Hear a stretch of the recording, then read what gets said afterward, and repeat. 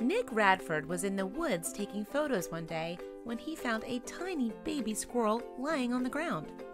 It looked like he was freezing to death out in the cold with no shelter. Nick didn't see a nest or any mama or daddy squirrels anywhere nearby. He felt really bad for the little guy, so he thought about it for a few minutes and weighed his options. If he left the baby squirrel out there, he would surely die. If he took the baby squirrel home with him and tried to nurse him back to health, he could still possibly die. But there was a chance he just might make it. So, Nick took that chance.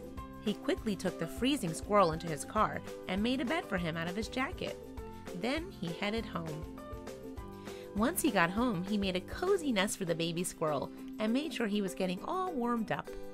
While he waited, he decided to give the baby squirrel a name and came up with the name Apple Moonbeam.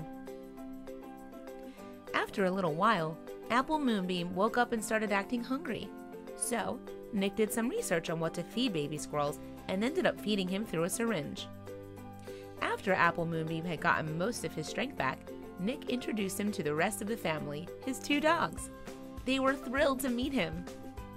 It was clear to see that Apple Moonbeam was a hit with everyone in the family.